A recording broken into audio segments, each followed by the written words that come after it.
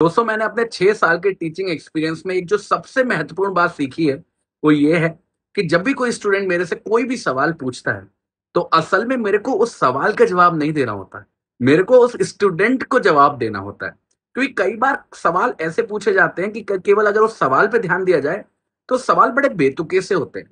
सवाल ऐसे होते हैं जिनको सुनकर लगता है कि इस बच्चे को बिल्कुल समझ है भी या नहीं, या फिर जो मैं मेहनत कर रहा हूँ उसके ऊपर उसे समझ में आ भी रहा है कुछ या नहीं।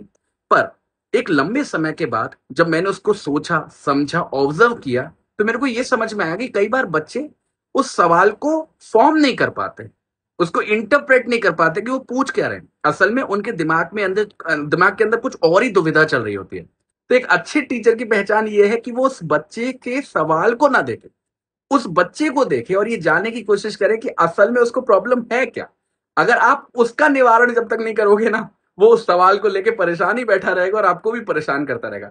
अब मैंने इस कला को बहुत अच्छे से सीख लिया है। अब कोई भी बच्चा मेरे से सवाल पूछता है ना, तो मैं सवाल तो सुनता हूं, पर उस बच्चे को भी समझता हूं कि असल में उसके दिमाग में चल क्या रहा है। कई बार पहले की कोई पुरानी खिचड़ी पक रही होती है और वहां से ऐसे टेढ़े मेढ़े सवाल निकल के आ रहे हैं। तो बच्चों पे गुस्सा नहीं करना है, बच्चों को समझना है। बच्चों को अगर समझ गए तो उनका सॉल्यूशन मिल ही जाता है।